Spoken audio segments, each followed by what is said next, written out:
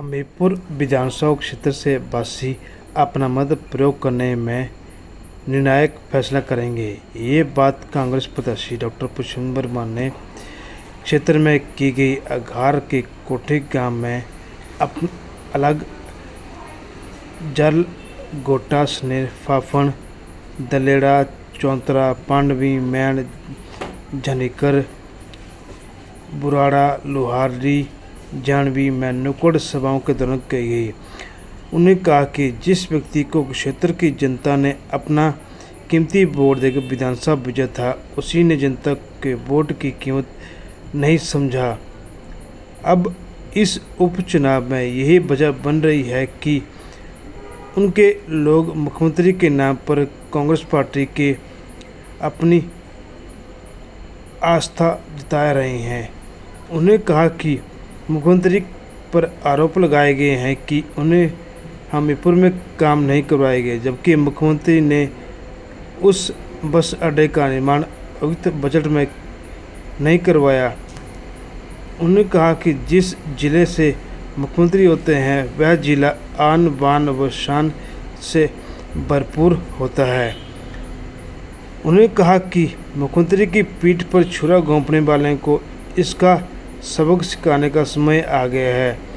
निर्दलीय रहे विधायक आशीष शर्मा पर युवकों ने और धन बल की गुमार की कोशिश कर रहे हैं, लेकिन वे गुमराह होने के बजाय कांग्रेस का दामन थाम रहे हैं। इसी कड़ी में अघार पंचायत के कोठी गांव निवासी रिकी धीमान पुत्र देवराज वर्ष ने भाजपा कार्यकर्ता बनकर काम करते हैं, लेकिन धनबल एवं जनबल की लड़ाई से उन्होंने भी कांग्रेस पार्टी का दामन थाम लिया है। उन्होंने कहा कि हमीरपुर की जनता पर उन्हें पूरा भरोसा है और लड़ाई में वह मुख्यमंत्री के साथ चलेंगे। इस अवसर पर कांग्रेस पदाधिकारी, कार्यकर्ता एवं अन्य कई स्थानीय लोग शामिल थे।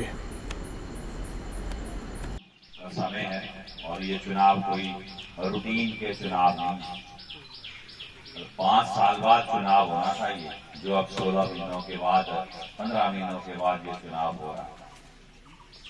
क्यों हो रहा है ये चुनाव? क्योंकि यहाँ से जिसको चुनकर भेजा था, आजाद जिसको चुनकर भेजा था, उन्होंने इस्तीफा दे दिया। 16 महीने के बाद ही इस्तीफा दे दिया। आपको लगता है कि उनका इस्तीफा देना ठीक है? एक आजाद विधायक तो किसी भी पार्टी से काम करा सकता है, कांग्रेस से भी, बीजेपी से भी।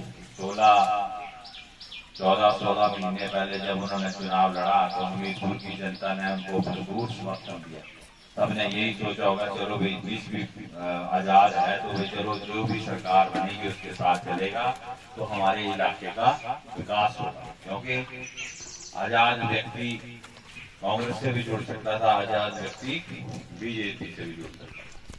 लेकिन आप लोगों ने तो बिल्कुल सही फैसला किया, क्योंकि मेरे छोटे भाई ने दान पुण्य भी बड़ा किया, लोगों के आंखों में धूल झोंकी, ठीक है ना। और नीयत तो उसकी खराब, क्योंकि नीयत तो उसकी खराब थी, अपनी विधायकी को बेच दिया। और 75 वर्ष के भारत के लोकतंत्र के इतिहास में ये पहली बार हुआ कि निर्दलीय विधायकों ने भी इस्तीफा दे दिया, आजाद विधायकों ने भी इस्तीफा दिया। और अम्मा और अनी उम्र इतने हुई ना, थोड़ी कभी सुने फिर आजाद विधायक भी इस्तीफा दे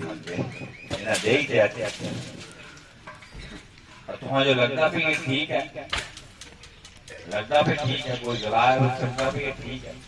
अब आजाद विधायक ने इस्तीफा दे दिया और उसके बाद कहने का मुझे फिर से चुनाव लड़ना और मुझे फिर से विधायक बनाओ, तो क्या ये ठीक है?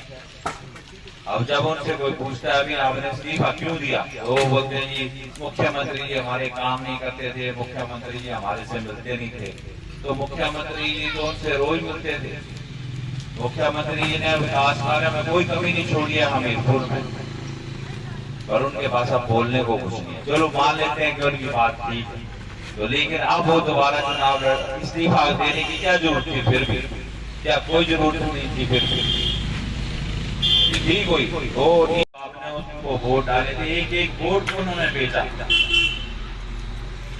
वोट को बेचा और आज ये उसी का नतीजा है कि यहाँ पे उपचुनाव हो रहे हैं। ये इतना बोझ 35-40 करोड़ रुपए का जो उपचुनाव का बोझ है वो हमीरपुर विधानसभा क्षेत्र में पड़ रहा है।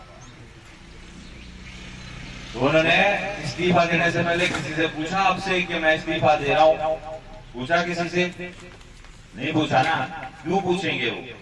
उनको कोई जरूरत नहीं थी पूछने की, क्योंकि पिछली बार आपने उनको इतनी आसानी से विधायक बना दिया, क्योंकि उसको लगा कि चलो पिछली बार भी थोड़ा बंटे टुंटे हाथ हो गया काम, हूं भी इस्तीफा देंगे, कोई चक्कर नहीं, जेड़ा हवा का सर लड़ देगा, दोबारा करेंगे बार अरे ये आता है। तो वो व्यक्ति आपके लिए ईमानदार नहीं है, उसकी नीयत साफ नहीं है। नीयत साफ हो तो आदमी हमेशा जनता के लिए काम करता है। और उसके बाद बहुत सुनहरी मौका था, सबसे सुनहरी मौका था, क्योंकि मुख्यमंत्री हमारे अपने जिले से हैं कि नहीं है? हमीरपुर से हैं। और मुख्यमंत्री जब कोई घर के लिए चीज मांगता है तो कभी कोई बंदा मना नहीं करता। अब आपके घर में कोई अच्छी चीज लेके आएगा कोई, तो आप मना करेंगे? नहीं मना करेंगे। भाई अच्छी चीज हो रही है, हाँ भाई यहाँ पे ठंडा लगना है, यहाँ पे ये होना है, तो कभी कोई मना करता है?